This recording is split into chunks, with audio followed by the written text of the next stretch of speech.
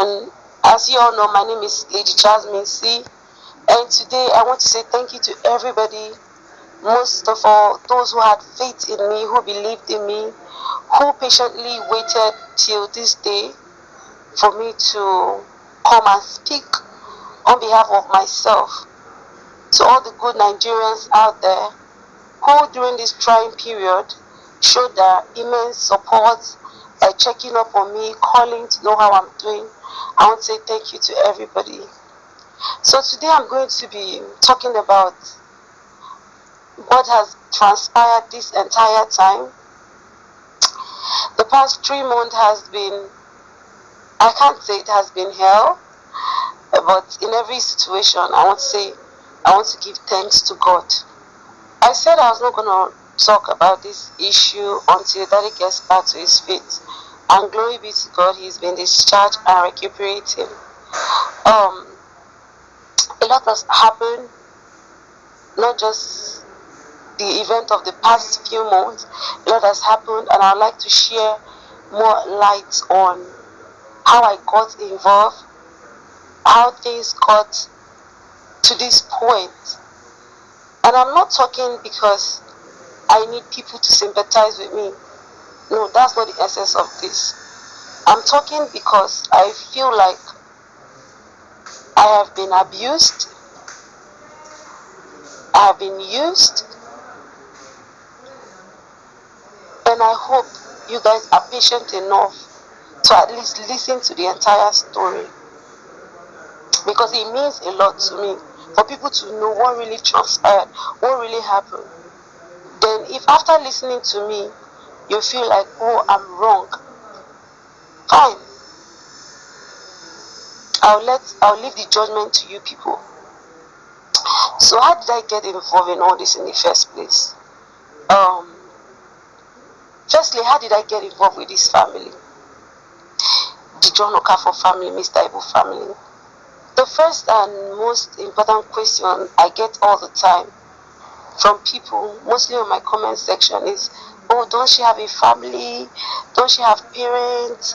Leave this family alone, and all of that. I would like to start addressing from those kind of comments. So many years ago, my dad passed on, may he so rest in peace. He was in the Nigerian army.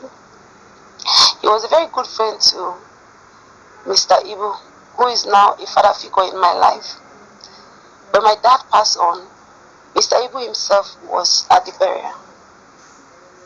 Ever since then, he has played the role of a father figure in my life.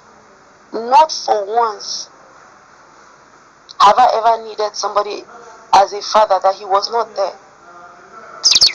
for me. So, fast forward to 2018, I left the country. I left Nigeria. And then I went to look for greener pasture outside the country. Things were working out for me. I was doing good. I was doing fine. Later on, I relocated to Cyprus, where I was studying law. Fast forward to 2020, Daddy in person of Mr. Ibu, started writing me on WhatsApp, requesting for financial assistance. I was really surprised because before I left this country, he was doing well. If he wasn't at the peak of his career, he was doing absolutely well. He has exotic cars, everything was okay for him. So in 2020, when he started reaching out to me that he needed money for certain things, I was really surprised. Certain times I will send 50,000, 5,000, 2,000, as much as I can. I have friends then in Cyprus that can attest to it. I think I have one friend, Ventura, another friend, Otonye. These are people I know that can attest to it, because then, even when I don't have as much, I would borrow from them, or I would get from them to send to him. So at some point, it was quite disturbing, because I know when I left this country, he was doing very, very okay. I started asking questions. I asked him, what exactly is happening in your life right now for you to be asking for the least 50,000, 10,000, 5,000? Are you sure everything is okay? That was the first time he mentioned to me that he was sick and he was in Abuja. I then asked, how is the children? how's everybody doing? It's been long since I heard from any of them. He said, his wife is in Lagos. That he has been in Abuja for close to 2 years now. And I was like, if you're sick, the best place to be is your home in Lagos. Why Abuja? He didn't really say much. So I told him to send me his wife's number, that I would like to hear from her. It's been a while. I'd like to hear from her. Let me know what's happening in their life and all of that. Let me also understand why he was asking for those kind of financial help if things has really gotten that bad. Because I was in shock. It also surprised me. So he later sent her number. I called her. I asked her how she was doing. She said everything was not well. I could remember that day. The first day I contacted her after a very long time, she said everything is not well, that her husband has left the house for over 2 years, he has abandoned the children and everything. I was surprised to hear that from her. And then she said that very day, she started sending me videos. I think the last time they called me out that I was on that the freeze live, I made reference to that. And I'm sure those evidence will still be on the live because I've changed my phone severally and my phone formatted, so I might not have some of those evidence, but I still know that if I go to my iCloud, I will still see some of them, which I'll be posting while the video goes on. So around that period, she was crying over the phone. When I asked her how things were going, she said that daddy, in person of Mr. Igbo, has left the house for over 2 years, abandoned her with the kids, that things were really bad for her. Even that day, she sent me a video of NEPA people cutting the light. As of when I called her, the NEPA people were there. She went to her car, she showed me her car, that there was no fuel in her car. Her car was in a very bad condition. That in fact, that if I don't intervene, the NEPA people will cut the light and there will be no light there will be no light in the house. And the children were drinking gari. That there was no food in the house for the children, that they were drinking gari, that things has gotten real bad. That since daddy was in Abuja, he was not really in a very good state to help them and support her. And for her, she's not doing any work. She according to her, she married him. She has not had any job. She has not done anything. She has no means of sustaining the family. I mean, she totally depends on him to be able to sustain the family and pay school fees for the children. So I said, okay, me, I'm in Cyprus though. I'm studying. I showed her some of my school stuff. I'm studying law. This is where I am. We're trying to catch up with each other. And I told her this is where I am right now. But I'll try and see if I can raise at least 100,000 and send to her so that she can sort out the little she can solve. She said, okay. That day I sent her 100,000. The proof of that 100,000 I sent her is in the previous live video I did with Daddy Freeze. I sent her 100,000 naira. She called me, she thanked me, said that 100,000 will go a very long way for her. I said, okay. Subsequently, I will keep in touch. That was my first encounter with her after a very long period of time. But that was my first time talking to her after a very long period of time. After I left the country and everything. So from there, she started chatting me every day. We were talking. Subsequently, she would send me for every single time we were having conversation. It was about the issues in the house and all of those things. And at the point, she started complaining to me that she's not able to reach daddy on the phone in person of Mr. Ibu. And when she calls him in Abuja, he doesn't pick and all of that. So she would ask me to call daddy on her behalf and talk to daddy that daddy should send something for her and the kids. And I've been supporting her in the little way I can during that period. My friends in Cyprus, I can call their names here. I'm sure most of them are still alive, although I'm not in contact with some of them because I've left Cyprus for a while. They are aware. Some of them are aware because when I don't have, I'll ask my friend, oh, please help me. I want to send. They know how close I was to the family and how I was always concerned about the family. So at one point I said I was coming back to Nigeria because at that point I was dating someone and we're talking about getting married. So I had a reason to come to Nigeria, and I told her, I said, look, I'm coming to Nigeria. When I come to Nigeria, we'll sit down and talk. Then we'll know how to solve some of all these issues that is going on. So I was also talking to daddy's son Valentine that was in South Africa. I was talking to so many people in the family that period. So when I came back to Nigeria, I was supposed to come to Lagos. In fact, she was supposed to meet me at the airport, but she couldn't meet up.